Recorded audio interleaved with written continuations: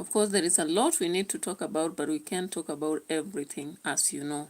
So I hope as you go for the night, we are digging down into one last analysis before we can rest, okay?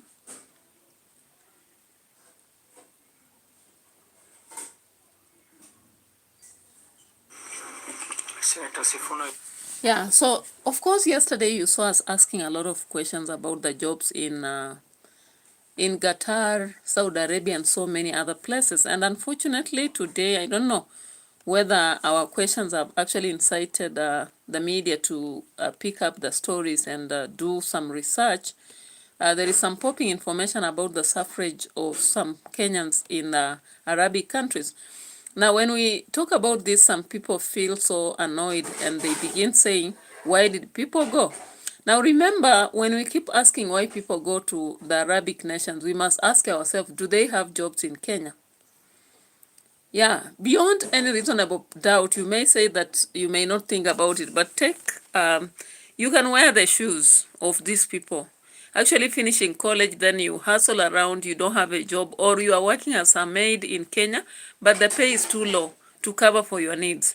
So sometimes, as far as we want to blame these Kenyans who go, whether it's legal or illegal, or through agencies that are legitimate or illegitimate, I may not really want to blame them a lot because the problem is with us. The problem is with us as Kenyans, especially our leaders. What are they doing to the joblessness? All they are doing is to find solutions elsewhere. And of course, even our president has told us clearly that he doesn't have a solution. The only solution he has is actually getting jobs outside because apparently from him, what he said the other day is that when you get a job out there as a Kenyan, you actually bring a lot of money to Kenyan government. And he quoted around 700 million a billion Kenyan shillings a year. That's a lot of money, right? Even the gold that was discovered in Okolomani cannot equal that. Even the minerals in Coast cannot equal that. The rare minerals in Coast, right? So, many a times we tend to blame the people who go abroad, or rather even especially Arabic countries, to seek jobs. But I don't think I need to blame them. Business Trading Han, welcome. Ecstatic, welcome. Thank you. Welcome in the house, and I appreciate you for joining us. Please subscribe to the channel. And also remember to be watching our other videos. Some of them are I'm just posting them as videos because I need to also align and make you used to videos, since sometimes I'll not be getting time to do live streams one-on-one, but I'll be getting time to do other videos. I'm so fine. How about you? Ecstatic. I hope you're fine also. Your name suggests ecstasy. I may be forced to actually buy some bundles just in the process of the video. Business Trading says from Pakistan. Thank you so much. Pakistan, actually, I've seen I'm having a lot of audience. I need to talk about something on Pakistan. I'll be coming up with it. And I also hope that Pakistan should be, I saw what Demaya showed us a good picture. It should be one of tourism destination we'll be visiting to see how it is. Name is Ozone Create Amber. All right. What a name. Ozone Creator Amber. Okay. Thank you so much for the unique name. And let's now get to the information about the Gulf, guys. Of course, during the daytime, I was asking why the Arabic people don't watch us much, because I wish they would watch us and change their behavior. But then somebody told me that the problem is in Arabic nations, the only place where internet works is in towns, but in the rurals it doesn't. Okay. And I just want to also understand, is there a difference between Arabic people in the rural and those in the cities? Do they behave differently? I'm not saying all of them, but majority. All right, so welcome, Ecstatic. So let's check on this. That's Brazil, right? Anton Silva, that should be Brazil, if I'm not wrong. Yeah, so welcome. Yeah, that flag looks like Brazil. Also related to Jamaica, but I don't think it's Jamaica. It looks more like a Brazil flag. I hope I'm not confused. Welcome, Anthony Silva, on our platform, and thank you so much for showing up. Oh, Jamaica. Yeah, because it looks more like Brazil, but also Jamaica. So I was just, I was not so sure about which one. Wagwan, Wagwan. I hope you not do well right there. All right. Yeah, so I feel everything is Ire currently, Silver, and I hope everything is also Ire. Although Jamaica had a problem recently, I hope they actually are settling after the disaster that happened there. I really was really praying for the people and also urging individuals to keep helping because Jamaica has had a crisis recently. So anyway, let's get to what is happening currently, the report that is coming out on house helps or house worker jobs. As our president yesterday said that people are supposed to have, Anton Silva says, we will be fine. All right, so may God actually give you peace and ability to regain what you lost. But I know holiness and all that leadership not very bad, and with the help from here and there, we long to have you regain your position because Jamaica is one of the destinations people really like touring because of the being the best destination for around the sea and all that seafood and all that. Anyway, let's now come to matters of Kenya and see what is happening right there. Yeah, so a lot of Kenyans have gone to Saudi to work and also Qatar because situations in Kenya are not very fine actually. Anton Silva asks, are you from Kenya? Yes, I am. I am from Kenya. Yeah. And so let's look at this. A lot of Kenyans are actually going to Saudi Arabia, Qatar, Kuwait, and UAE generally to work there. UAE, I'm told conditions are a bit better. Sawa sawa. Karibu sana. All right. So let's check on this. Wanadada wa Kenya kwenda nje kutafuta ajira. Mwanahabari wetu wa upakuzi Haman Kamariki na mengi zaidi. Wanawake wa Kenya wanaofanya kazi Saudi Arabia kama wafanyikazi wa nyumbani wamekuwa wakiarifu kuhusu unyanyasaji kwa miaka mingi.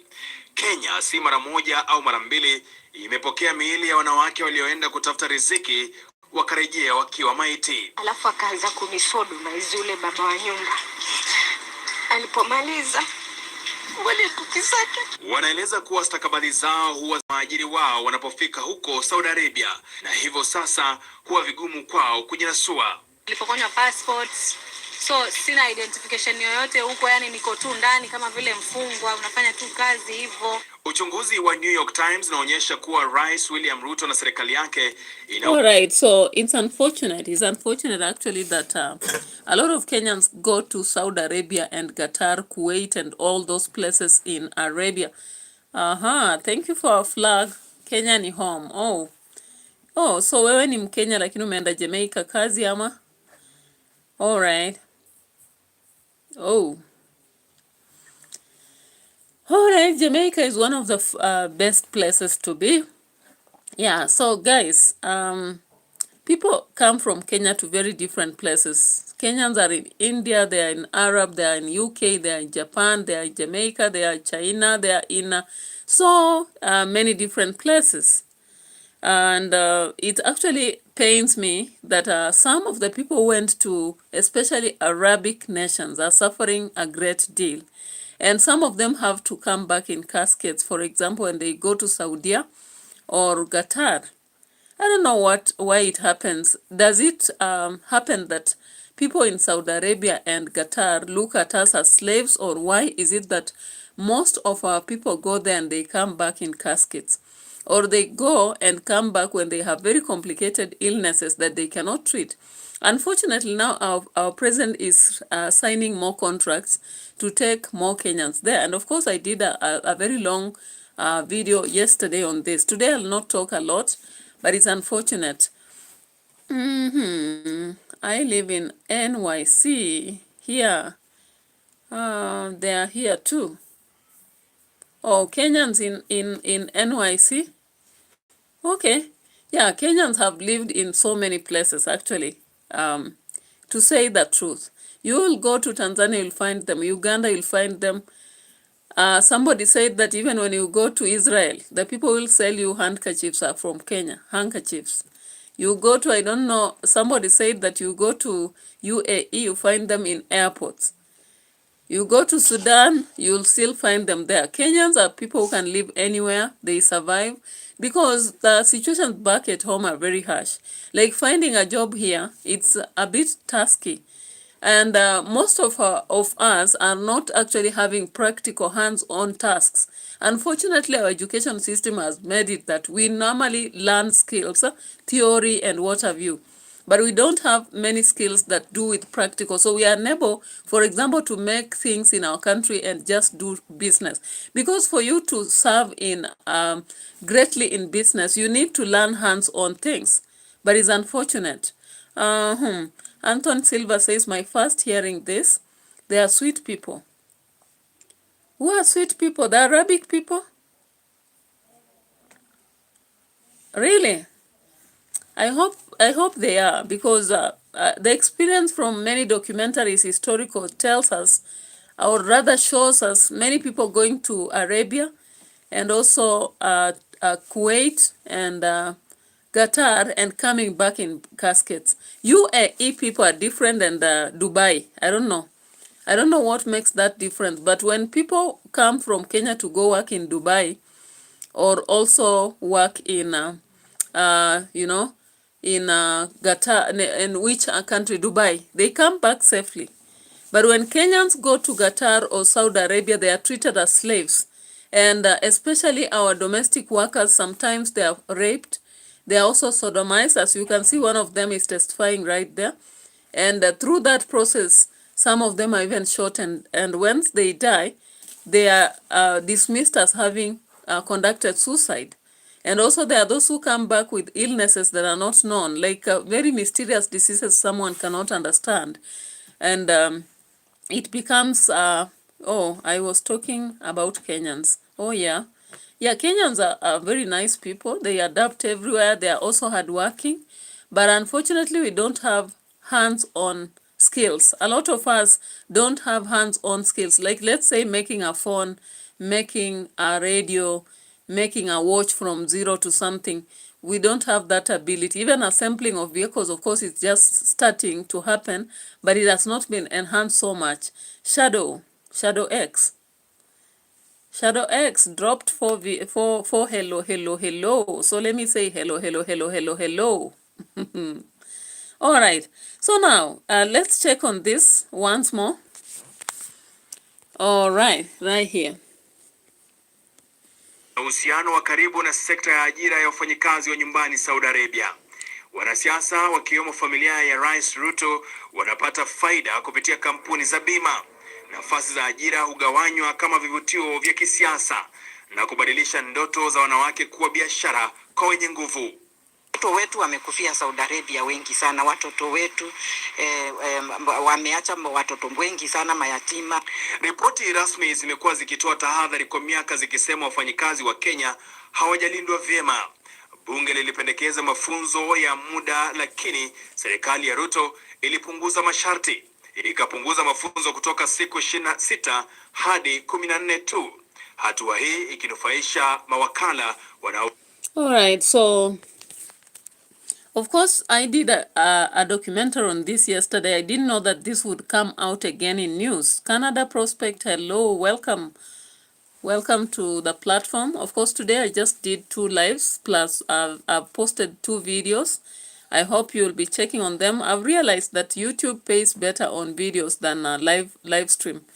So I'm just requesting you as my supporters, keep watching my videos also, apart from the live streams, and also checking on my advertisements just to boost my ability in earning. Uwizeyimana Jean Bosco, welcome. So Canada Prospect, Shadow X, and Uwizeyimana Jean. It is very funny that it happens a president of a nation is actually owning agencies that have to trade people from Kenya to other countries. And that is why recently our president was really supporting the aspect of immigration, making it so easy for people to go out. So it's no longer a problem for people to actually create documents and go out. In fact, agencies find it so easy. Some of them can create a passport in 1 day or hours and then ensure that someone goes. After all, these agencies are the ones which harvest a lot of money from individuals. So if at all the president and the wife and daughter have companies which Amaco, particularly Amaco is the one that is an insurance firm that is connected to agencies that hire people to take them outside Kenya and take them to the Gulf, among other nations. Now, this has made it a compromising aspect because now it's not just a deal for the president, but other political dynastities. So they have decided not to campaign against this, and that's why Gloria Orwoba actually was pushed out of the Senate, because she was trying to question the conditions of the workers when they go abroad and how they are treated and all that. So when she began the investigation on agencies, an alarm was pressed and she had to be kicked out before she knew it. And this is what happens in most of the institutions. If you pretend that you know so much or want to push things, then it happens to happen as such. Anthony says, I connected to you. Peter Wekesa, Oriana Malai.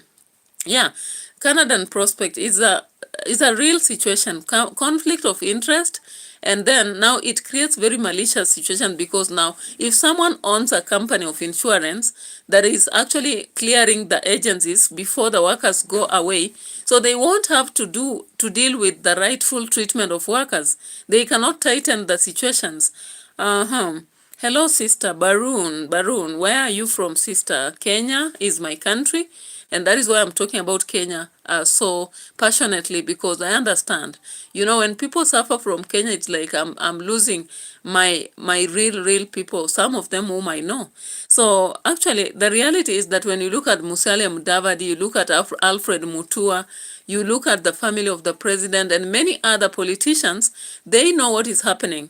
And that is why when Gloria Orwoba was trying to follow up this with the New York Times, she was pushed out. And of course, that guy who was actually pursuing the New York Times guy knew very well that that is the reason why Gloria Orwoba has been pushed out. And in fact, they told her, usipoacha Kierere, utasukumwa nje, and she had to go out. It's unfortunate. We have to keep talking about things that the government would have to clear. Now, recently, of course, you heard the president saying that taking Kenyans abroad or to other countries like Arabic nations is not brain drain, it's brain gain, because it brings a lot of money to Kenya. But it's a sort of slavery, especially for those who go to Arabic nations, particularly I can say Qatar and Saudi Arabia. Many Kenyans who go there find very inhuman situations. As I said, the food they eat is not even going to keep them well. Can you imagine eating rice, one spoon of rice, the entire month, the entire year, the entire 2 years, because most contracts are 2 years. Can you imagine? You are working in a house, you sleep in a room that is not even good, it's more of a store, and most of them just sleep on a mattress on the floor, on a ground.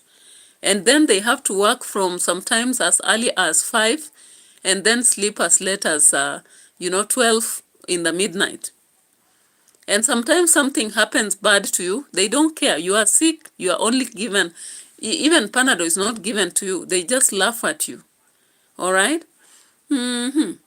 Punch Nathan, what is it? Punch Nathan, you're dropping emojis. Fingers up, bike, riding, bike, running, aeroplane, amen, and there's another one there, a PE. Okay. All right, so Barun says, Mai from Manipur, northeast Manipur. Oh, Manipur is in India, right? Okay. Welcome, Barun. Welcome, Bunch Nathan. Who else came in? Okay, thank you so much for coming around. Now, let's just check on what is happening right here. Now, how will they deal with this situation? Do you think that Kenya is actually going to serve people right if the leaders have conflict of interest, and especially the president. Then he's there actually saying that he's going to win early in the morning. No wonder they have a lot of money currently, because these agencies that take people abroad are making millions of money. Actually, you heard him say billions, 700 billion annually. Can you really fight such a person? I don't know.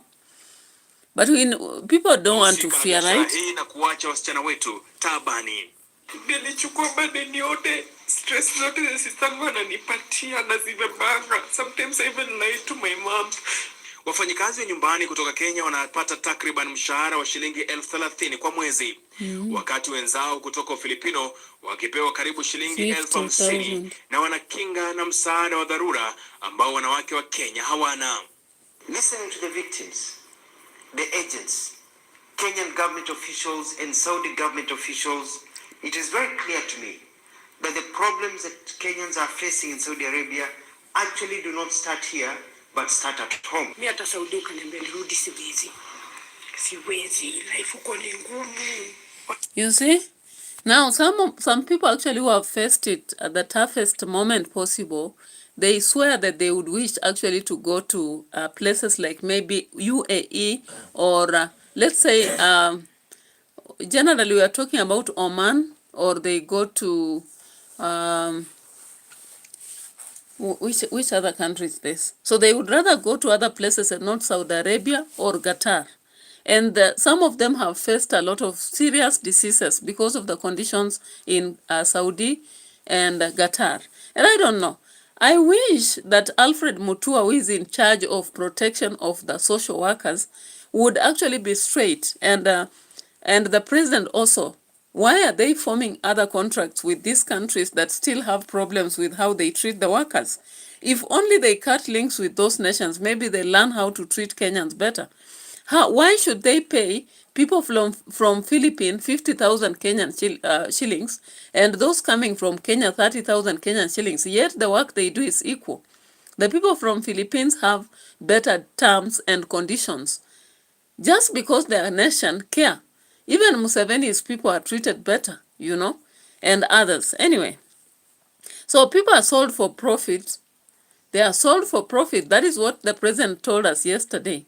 You know, Kenyans are sold for profit in these labor aspects. So it's a deadly mission, actually. I need to do a better documentary, because I know some people have been there and what they have suffered through. I wish I'll get time to do so that we can just learn what is inside the deadly, you know, hiring of people to Saudi, Qatar, and many other places. Let's see.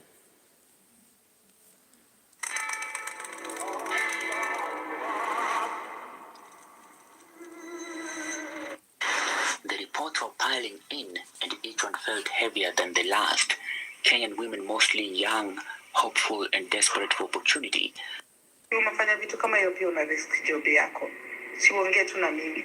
So they're essentially getting threatened to come forward and reveal who spoke to me, or they will lose their job. Kwa sababu this might cause a lot of problem. I don't know.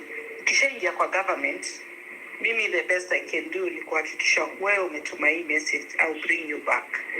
So kindly, kama mtu ana shida, can you deal with us as kama kampuni? Because I've seen it kupeleka sila rimado. So kwangu tu ninauliza tu, kama kuna mtu ameandika adili na mimi, because ikienda sasa imeanza kutrend huko. In Kisii County, the family of a 24-year-old woman was told she had died of heart failure, but her body, when flown home, showed multiple stab wounds. Another woman from Nakuru said she was beaten with a hosepipe every day for being too slow. One after another, the testimonies painted the same picture, an environment where Kenyan domestic workers were treated as disposable, unprotected and voiceless. Kulikuwa kuna baba na watoto wake, yani ni family kubwa sana. Says, I bought you. It's like you are slave in that place. Yet, reportedly linked to the First Lady Rachel Ruto. Of threats, of intimidation. If you speak up, tutakutuma nyumbani. Many families and CNAs, or certified nursing assistants, they went there as part of a government program by different agents, and they say that they work in slavery-like conditions, They deal with rampant racism. They don't even have days off, and they don't know who to complain to. Have close to 430,000 Kenyans in the last 2 years who are working outside Kenya. It is migration in a positive sense. There is a bigger element that is positive about migration. I will give you 2 examples. Meanwhile, the Kenyan government insisted its bilateral agreement with Saudi Arabia protected workers. Yeah, so when the president is actually asked or urged to correct stuff, all he says is that we have bilateral agreements that are beneficial for Kenya. So does it mean that people should just be sold, you know, like slaves in the current generation, with a very few, few coins serving the purpose of survival? Anyway, away from that, I want us to deal with another story as we move ahead. Hey, what is this? Why? Oh, yeah, ndio nasikia.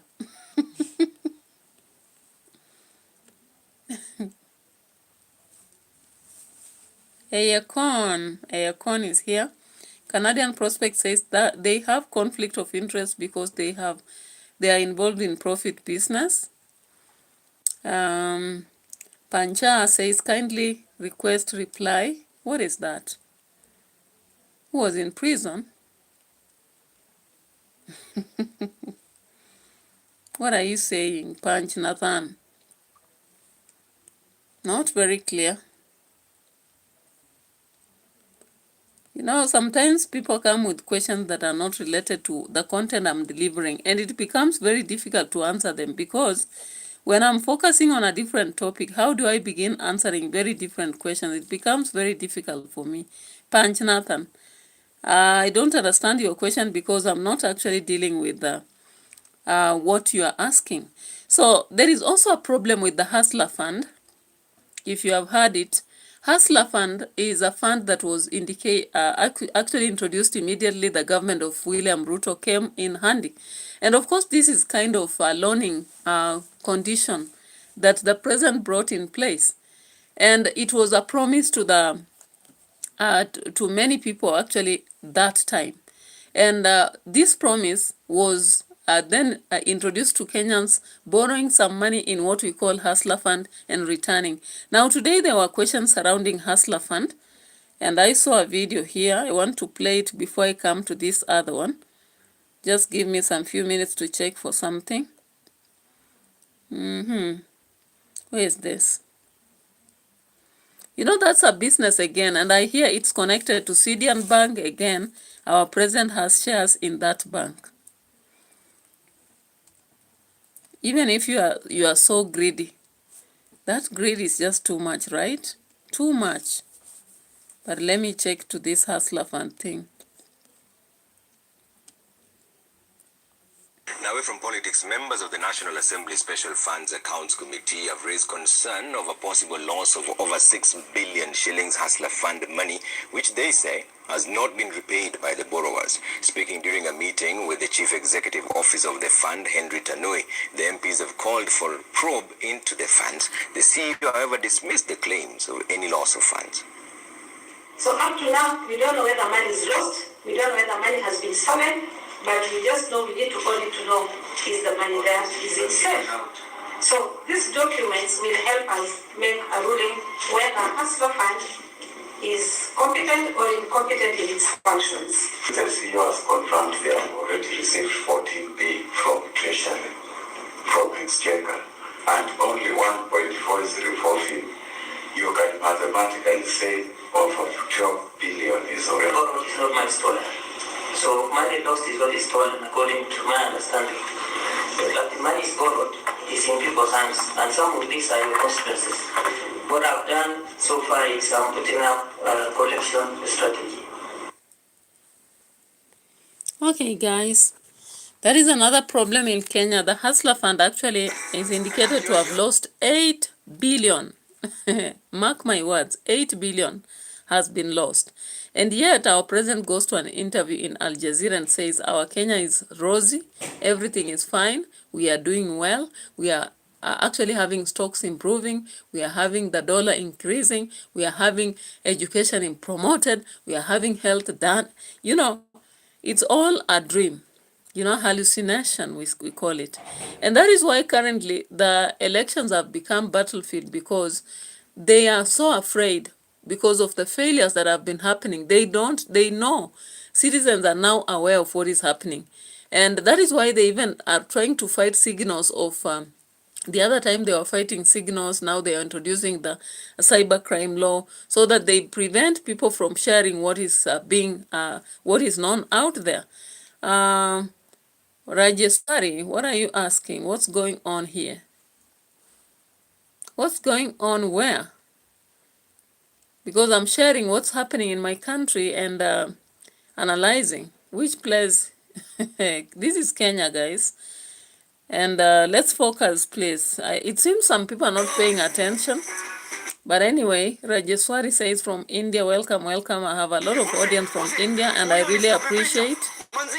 The Auditor General's report on the Hustler Fund reveals a cocktail of poor financial reporting and record keeping that could see the government lose more than 8.2 billion shillings in unpaid loads. The flagship find by the Kenya Kwanza administration was meant to spur economic growth by offering low-interest loans to the public in a bid to generate jobs in the informal sector.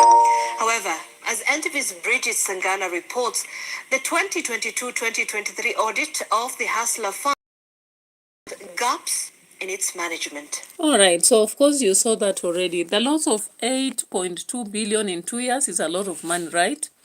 A lot of money.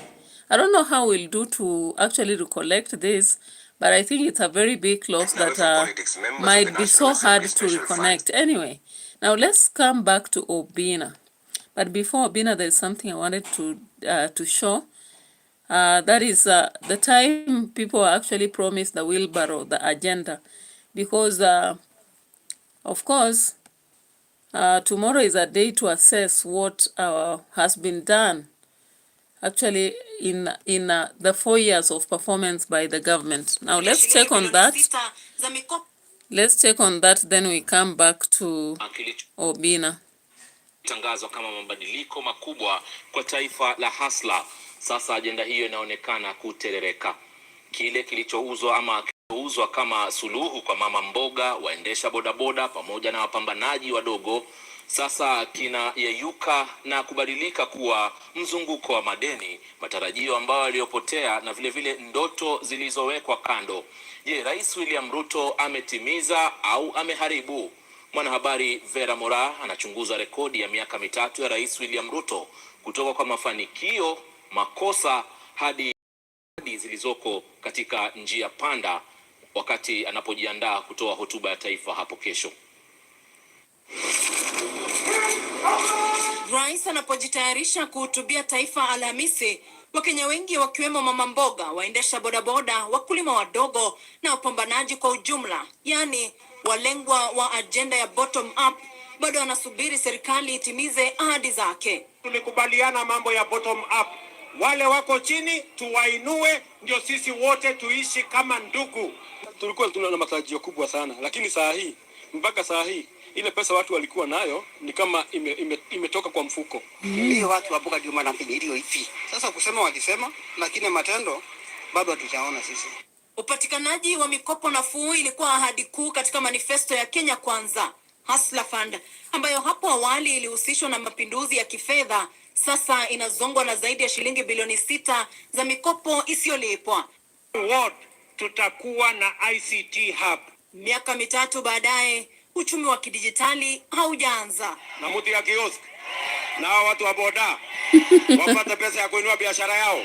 Wakenya wanajua vyema kwamba mara tu rais anaposhika kipaza sauti wakati wa hotuba yake, sauti hubadilika na kuwa kampeni kali, huku akitetea miradi yake anayoipenda. Miradi ya makazi nafuu ambayo anasisitiza inabadilisha maisha, lakini takwimu zinanong'ona ukweli mchungu.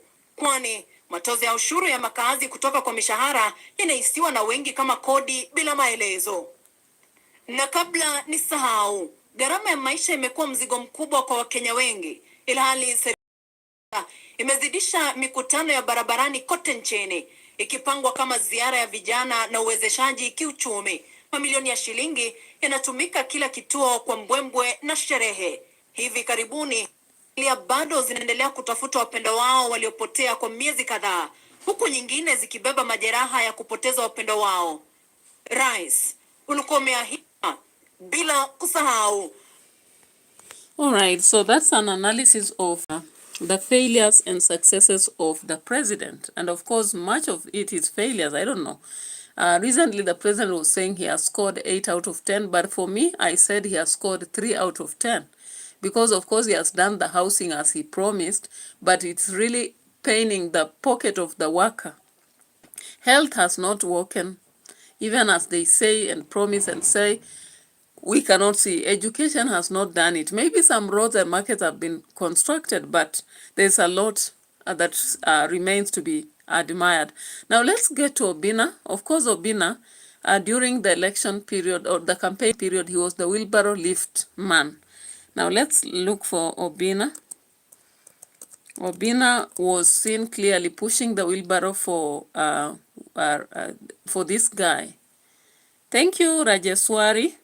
I'm trying so much to focus on the video so that I finish within time. Yeah, thank you so much. So Obina was actually the lifter, the wheelbarrow lifter. I'm looking for that video, the wheelbarrow.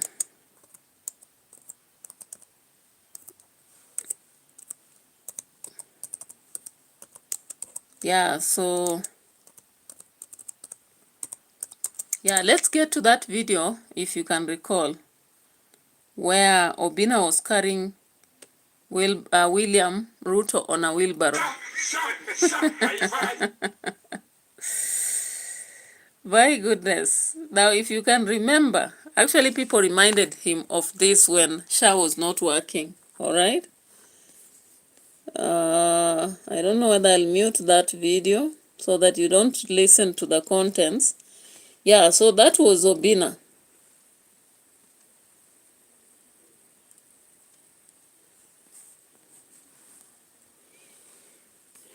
Let me just look for the real video where he was hilariously pushing William Ruto.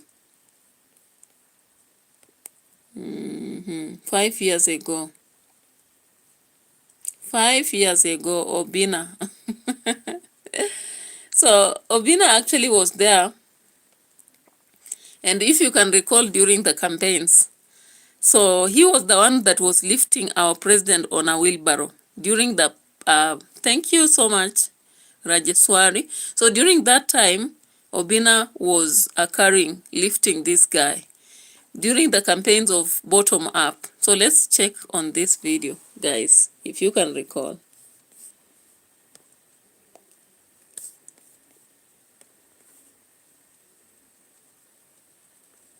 You see, that is Obina, and that is Obina, that is Ruto. Confusing kijina. Ndio hiyo sasa. Now you must hold up. We need one more person. We need more MPs. Ndio tupange hivi. Tunapiga line. Theuri.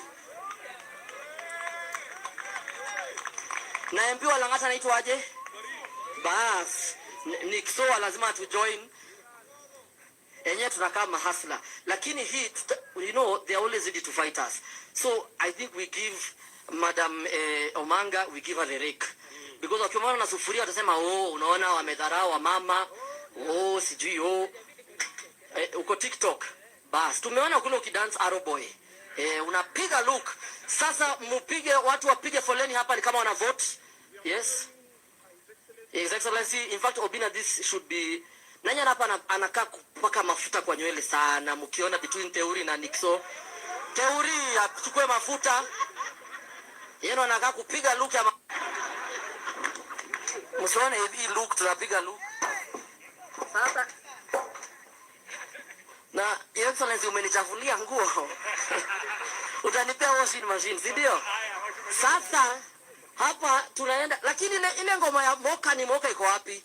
Inafaa kuna Nigerian Kenyan to carry the next president. Oh, that's what's that. Haya basi, Moka ni Moka. I'm called a chauffeur. A chauffeur. Haya basi, alafu unajua kitu Your Excellency kwa usanii, maneno na copyright, maneno na wasanii, tunasahau wasanii sana. I want to call the artists who actually sang this song wa join kwa hii mlolongo because ni wimbo yao. No, mko sawa.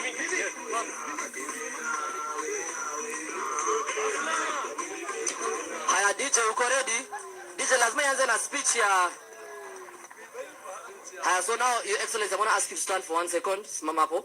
Sasa wimbo, now it's like a music video for these guys, yeah? So when the song starts, Hisla Wheelbarrow tena! Sema gari ya mahasla wewe! Tene! Obina, if you drop Your Excellency!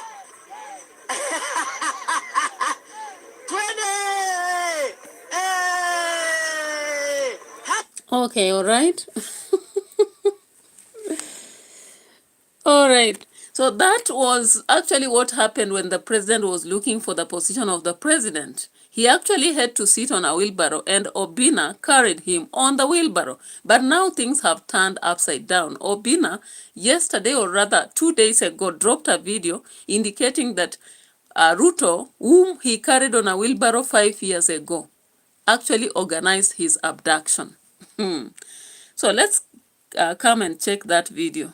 The last of our analysis, guys.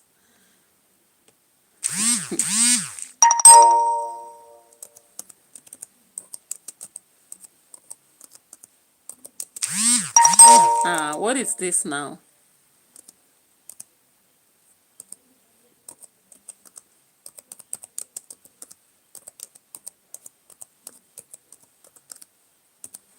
All right, so let's check on this.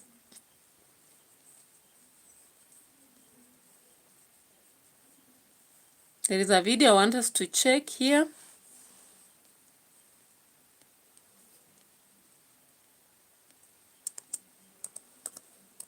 As our last item.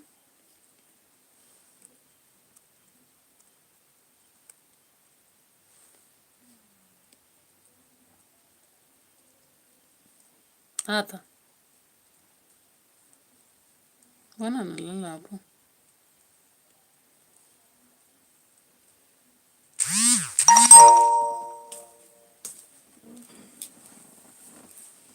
Go sleep on the bed.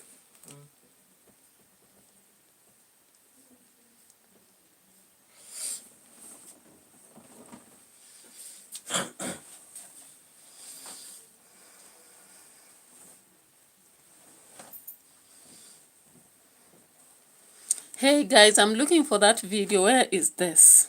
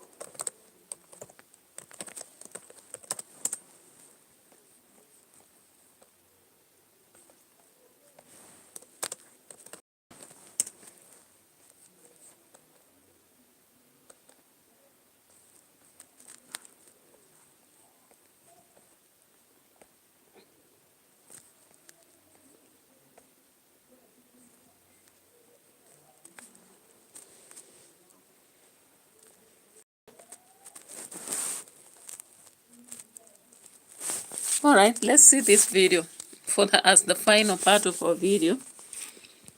I want us to check on this.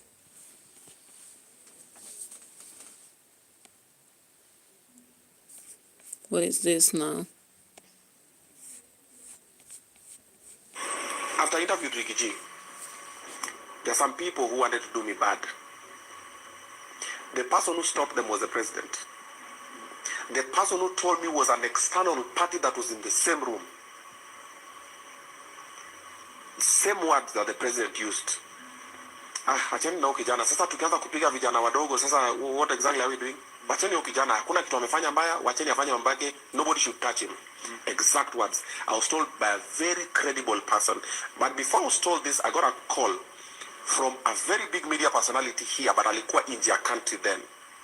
Akiniallow later, I'll mention his name, but says you come and allow. I can call from outside, someone that we've never spoken with before, but I had his number. Nikola, nikapik, niaje. Atipoa sana, I've been told by this and this from credible sources, just be careful. There's a rogue unit in whatever, let me not mention. So wamesema wanataka kufanya ABCD, so just be careful. Reduce your movements here and here and here. Jana, were you at such and such and such a place? I was like, okay. Nikasema, okay, nika relax. Then later, way later, this one I was told a month, is it a month ago? I was told, I'll tell you about Tukimaliza show.